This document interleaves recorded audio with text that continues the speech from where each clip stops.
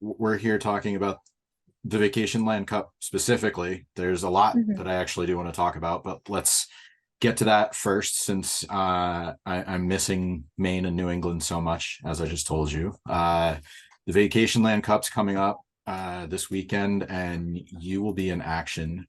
You're facing Aaron Rourke in the first round.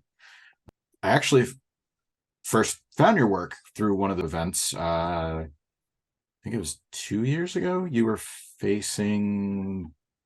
having a feud with one of the Sea Stars over joining the Scrunchy Squad. So you've certainly come a long way since then. You're an international pop star now. Yes. So tell me about this year's event specifically and what you're looking forward to about your first round match. Yeah, so my first Vacationland Cup was 2 years ago. Like I said, I faced JT Dunn and I was eliminated in the first round. And then last year I didn't participate. I had a title match uh, with Alec Price for the Limitless Championship. And so this is my second chance, I guess, at the Vacationland Cup.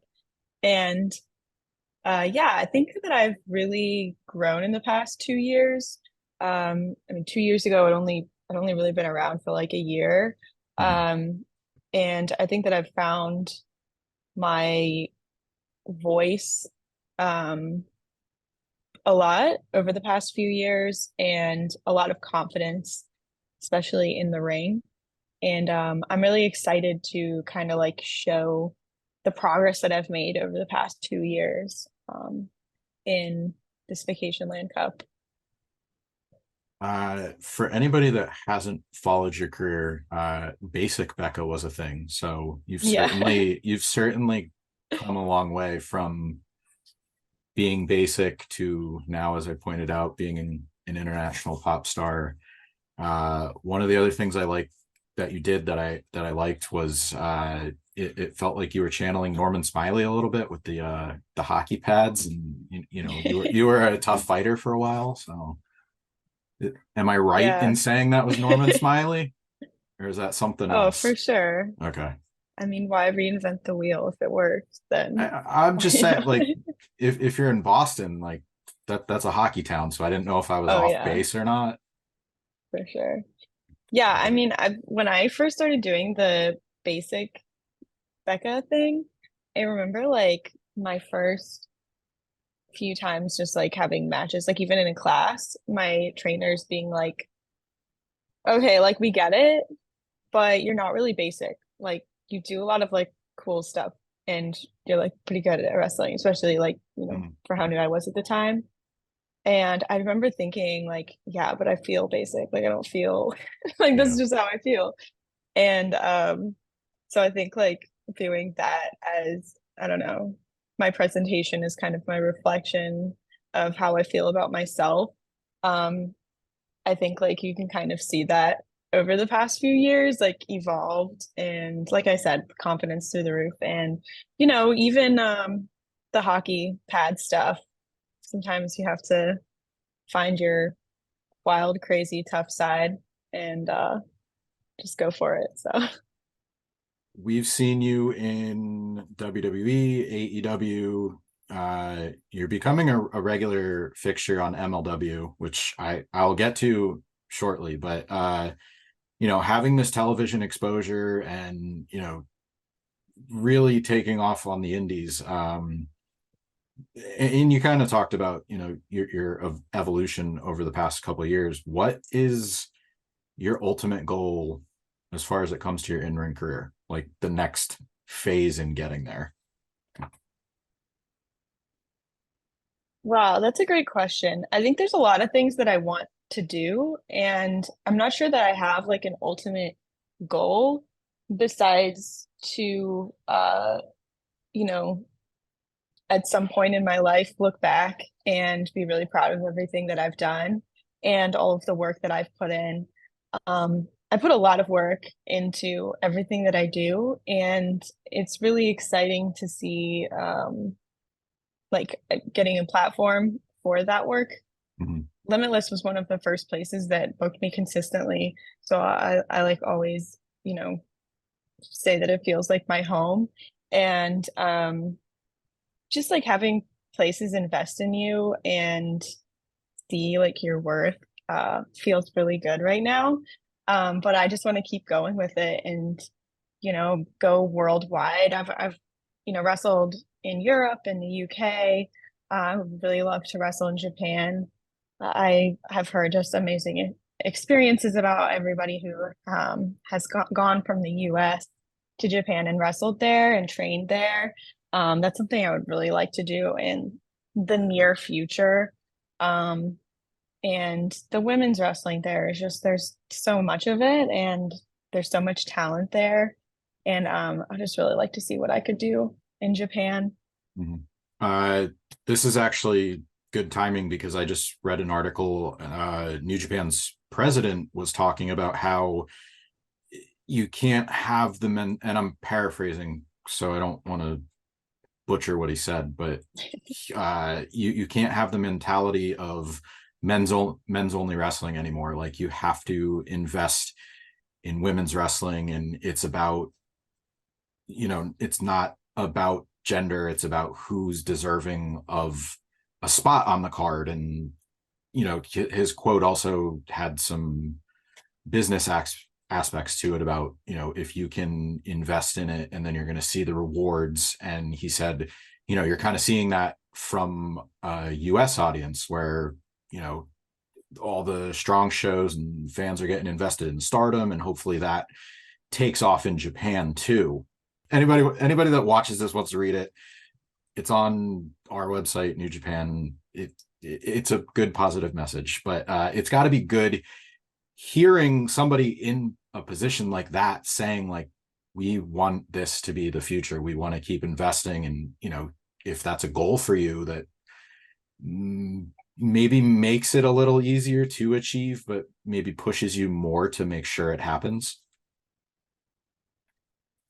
Oh yeah, 100%. And yeah, I think there's just so many more opportunities now for women. And like just all over the indies and on TV, um, which makes it a really exciting time to be an independent wrestler. Yeah. And you know, another thing I do like about Limitless specifically is you said they push you consistently. I don't want to say best kept secret, but there's a lot of really good talent that comes out of Limitless.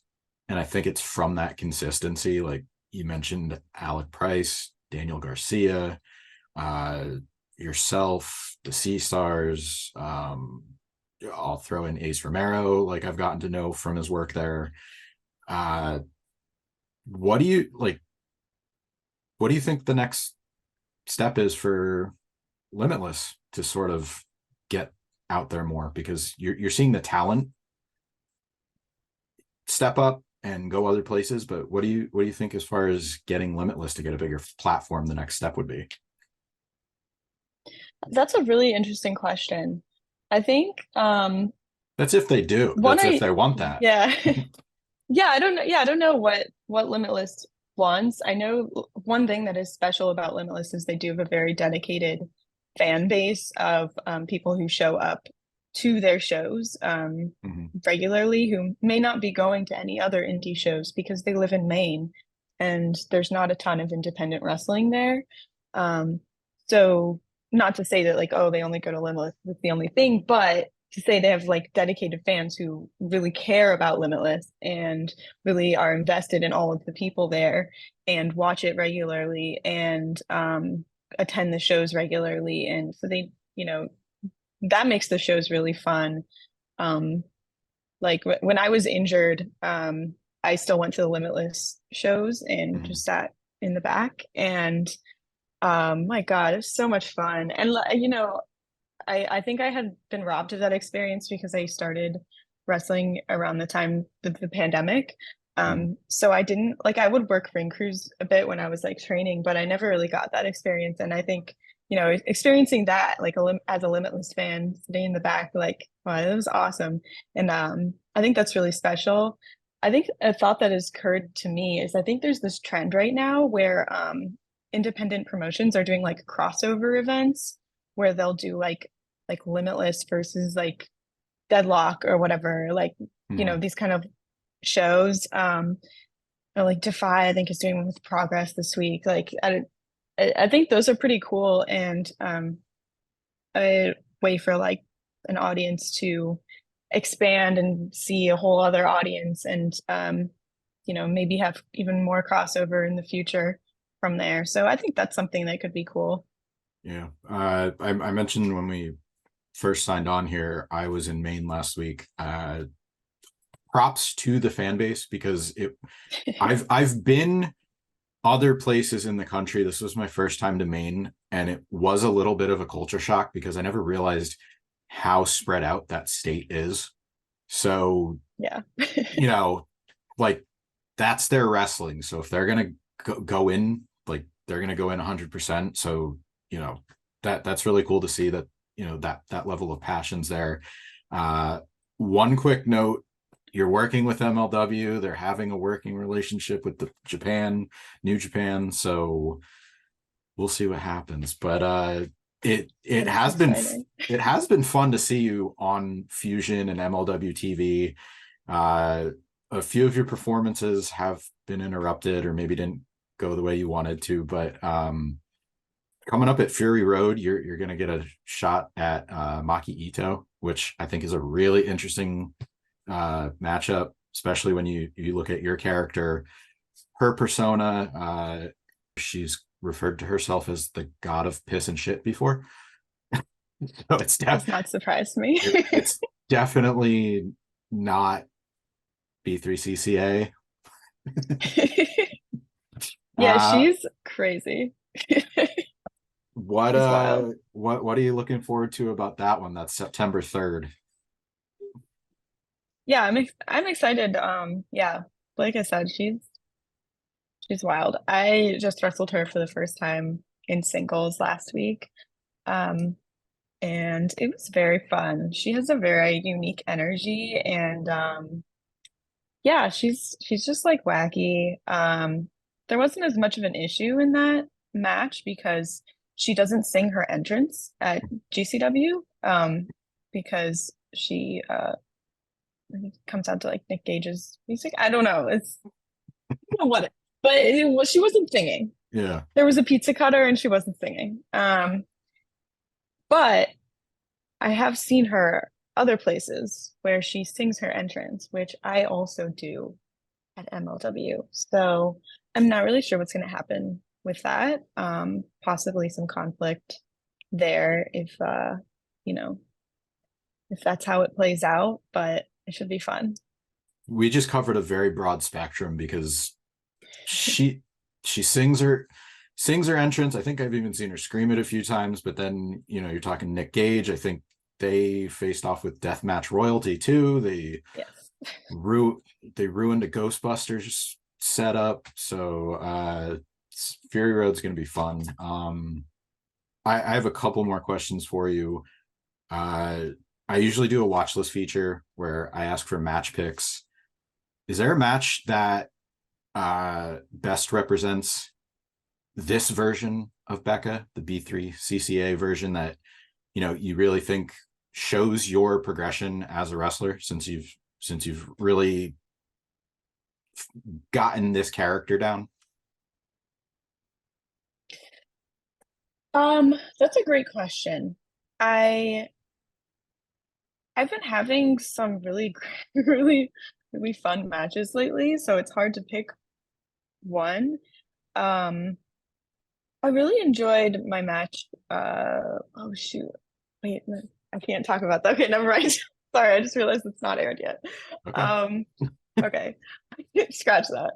I just had a tag match at Beyond Wrestling, that I really enjoyed, and that I felt very authentically myself when I was wrestling. That was with me tagging with Aaron Rourke against Miracle Generation.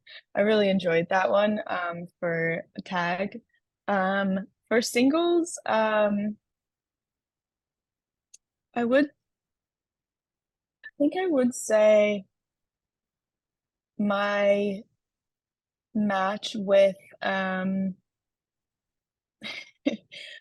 did a fans bring the weapons match with Matt Tremont at H2O earlier this Nice. year.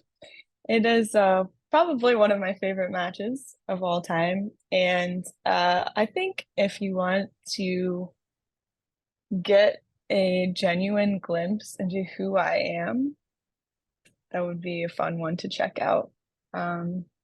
There's weapons, there's blood, there's wrestling, there's Sparkles.